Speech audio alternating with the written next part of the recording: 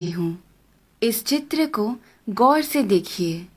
प्रश्न चिन्ह बने इस आकृति में हमें 7 बिंदु नजर आते हैं। इन 7 बिंदु को 7 नक्षत्र माना जाता है। इन्हें सप्त ऋषि मंडल के नाम से जाना जाता है। ये सप्त नक्षत्र सप्त ऋषियों को दर्शाते हैं। इस प्रश्न चिन्ह के अंतिम भाग से शुरुआत करते हैं। यहाँ से पहले बिंदु को मरीचि ऋषि के नाम से जानते हैं। उसके बाद में जो बिंदु है वो कहलाते हैं ऋषि वसिष्ठा। ऋषि वसिष्ठा की बाईं ओर आपको एक छोटा बिंदु नजर आएगा। ये बिंदु ही है अरुंधति। ऋषि वसिष्ठा के बाद आते हैं ऋषि अंगीरसा। फिर आते हैं ऋषि अत्रि। फिर दाईं ओर की तरफ मुड़ते हुए जो बिंदु आता है वो है ऋषि पुलस्त्य। उसके बाद आते हैं ऋषि पुलह और फिर ऋषि क्रतु। ऋषि पुलह और क्रतु के अंतर को 5 गुना मिलाकर नीचे की तरफ आएंगे तो वहां बसे हैं ध्रुव नक्षत्र। सदा उत्तर में रहने की वजह से उसे ध्रुव नक्षत्र कहा जाता है। इंग्लिश में हम इसे नॉर्थ स्टार के नाम से जानते हैं।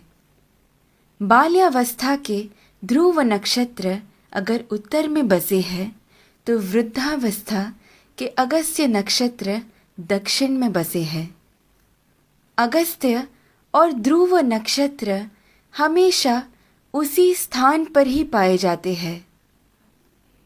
इन दोनों के बीच में मौजूद आकाश गंगा सतत घूमती रहती है।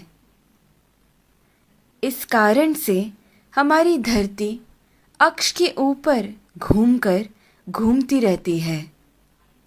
ये सच है कि सारा जगत भगवान के इर्द गिर्द घूमता रहता है,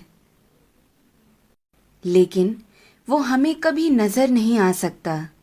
भूमि के अनेक कालों में से उसे 4 काल में छांटते हैं। ऊपर नजर आ रहा पीठ के बल सोया हुआ प्रश्न चिन्ह के आकार में बना हुआ सप्त ऋषि मंडल हमें वसंत ऋतु में ठीक ऐसे ही नजर आता है। आगे बढ़ते हुए शिशिर ऋतु यानी ठंड के मौसम में हमें सप्त ऋषि मंडल ऐसे नजर आता है। फिर शरद ऋतु में जब सारे पत्ते झड़ने लगते हैं तब सप्त ऋषि मंडल हमें ऐसे पीठ के बल सोया हुआ प्रश्न चिन्ह के आकार में नजर आता है। और फिर ग्रीष्म ऋतु यानी गर्मी के मौसम में हमें सप्त ऋषि मंडल ऐसे शीर्षासन कर रहे प्रश्न चिन्ह के आकृति में नजर आता है। चाहे जो भी हो, जब हम ये सारे प्रश्न चिन्हों को एक साथ में देखते हैं, हमारे सामने एक विशेष आकृति हमें बनता हुआ नजर आता है। वही कहलाता है हमारा स्वस्तिक। स्वस्थ का मतलब है आरोग्यवान। स्वस्तिक का महत्व मेरे पिता मुझे हमेशा से बताते आए हैं, लेकिन हर क्षण प्रयोग में ला रहे इस स्वस्तिक का जन्म कहाँ से हुआ ये आज मेरे पिता द्वारा जाना, जो आप सभी में मैंने बांटना चाहा। ध्रुव नक्षत्र को देखते हुए हमें ये मालूम होता है कि हम पूरी जिंदगी जिस दिशा की ओर बहते जा रहे हैं वही है उत्तर दिशा। इसीलिए शायद हमारी भूमि पर भी दक्षिण में अधिक जल है और उत्तर की ओर अधिक ज़मीन है।